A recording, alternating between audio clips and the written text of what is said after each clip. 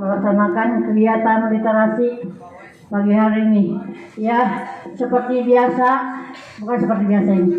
Kegiatan yang akan kita lakukan dalam literasi adalah presentasi. Sudah siap semuanya? Siap ya? Ya. Untuk mengawali literasi, kita ulangi lagi. Literasi. Salam literasi. Tangannya ke atas kan? Yang tinggi semuanya. Jangan diturunkan tuh, kalau belum salam literasi. Semuanya diacungkan ke atas.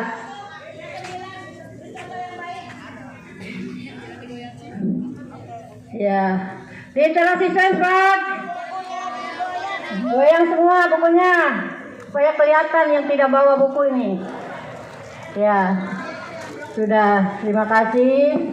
Ya, kita mulai aja. Silakan yang sudah menyelesaikan atau membaca buku tamat ya, yang tamat satu buku atau apa, silakan untuk mempresentasikan ke depan. Siapa? Di kelas 7, 8, 9 mungkin? Ya boleh ke depan. Ya ini. Ya. Udah tahu ya caranya ya, udah dibuka kan? Berapa? Satu dulu ya, nanti. Anak laki-laki siap ya, jangan perempuan aja. Siap, ya. Ya. Ya. Tepuk tangan untuk yang di depan.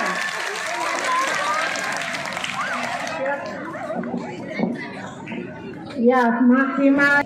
Assalamualaikum warahmatullahi wabarakatuh. Waalaikumsalam warahmatullahi wabarakatuh. Halo teman-teman semuanya, perkenalkan nama saya Anggur Sinta dari kelas 9C akan mempresentasikan sebuah buku yang sudah saya baca selama 3 tahun berjudulkan Sejarah Dunia yang Disembunyikan. Buku ini memiliki 603 halaman dan 28 bab, memiliki nama asli yaitu The Secret History of the World, namun karena direpresentasikan dalam bahasa Indonesia, nama buku ini menjadi Sejarah Dunia yang Disembunyikan. Penulisnya Jonathan Blake, diterjemahkan oleh Isma B. Sukoto dan Aldi Toha, diterbitkan oleh PT Pustaka Alfabet pada tahun 2015. Buku ini mengungkap sisi lain dari sejarah dunia yang jarang atau bahkan tidak pernah diajarkan secara resmi.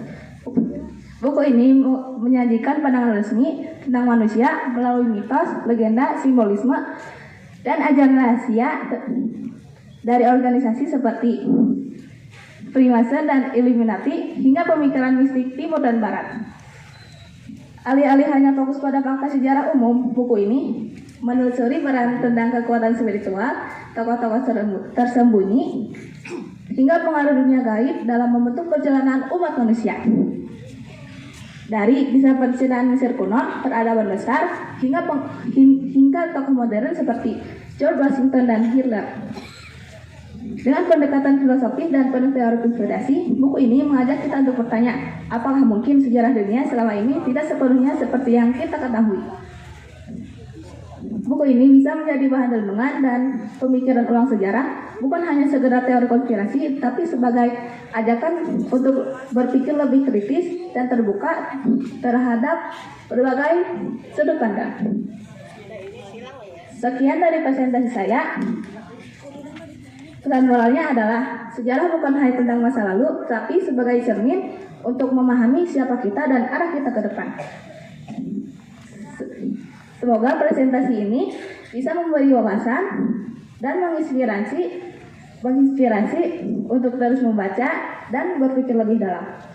Maaf jika ada salah dalam pengucapan kata. Wassalamualaikum warahmatullahi wabarakatuh. Ya, terima kasih pada Mana fotografernya?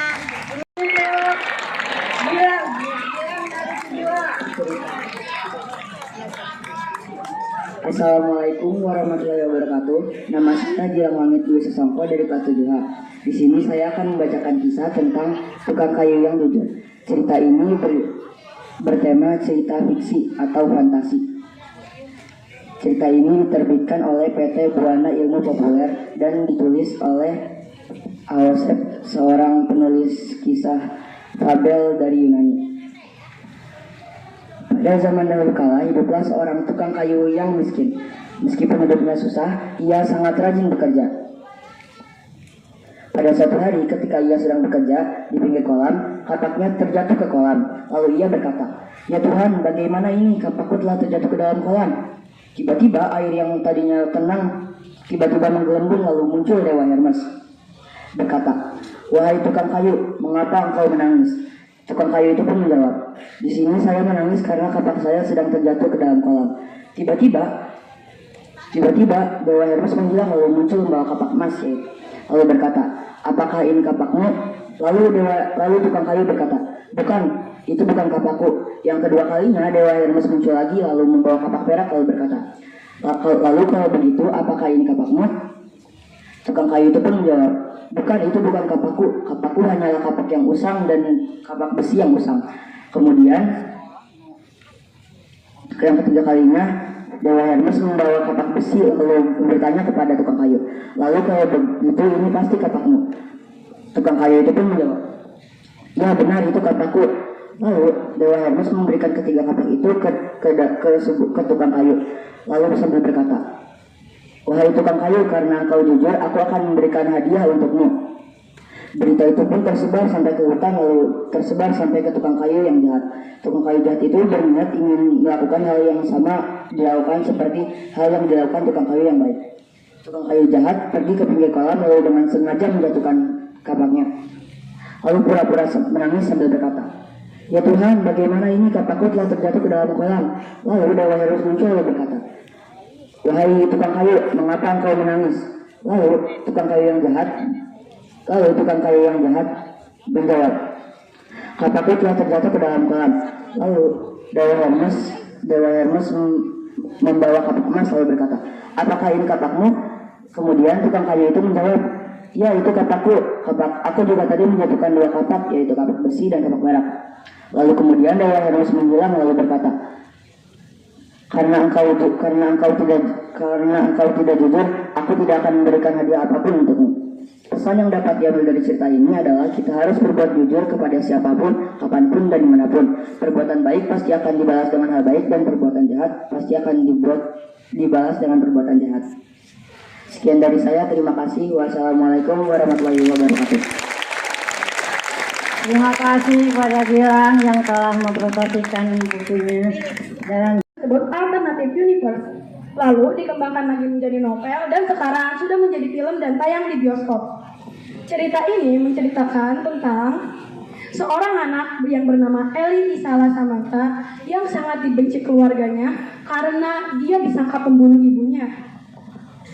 Setiap hari Eli selalu menangis karena kakak-kakaknya tidak sayang kepada dia.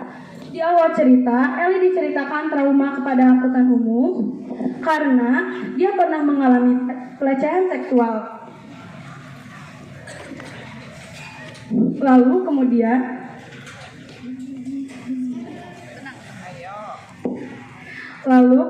Eli pernah hampir mencoba bunuh diri.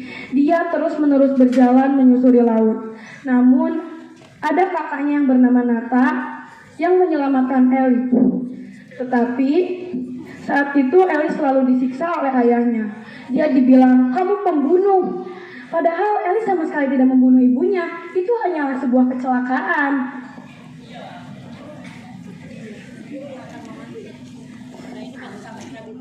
Lanjut saja ke akhir cerita. Di akhir cerita semuanya itu berbaikan karena terungkap karena kakak-kakak Eli dan ayahnya sudah menyadari kesalahan mereka. Sekian dari saya. Amanatnya adalah ketika kita mempunyai satu keluarga, kita tidak boleh membenci satu sama lain. Kita kalau ada salah harus mencari kesalahannya terlebih dahulu sebelum kita membenci orang itu. Sekian dari saya. Mohon maaf bila ada kesalahan kata atau kalimat. Wassalamualaikum warahmatullahi wabarakatuh. pokoknya digoyang semuanya, itu laki-laki di belakang. Hei. Ya, terima kasih. Untuk hari ini mungkin cukup ya. Nanti di acara selanjutnya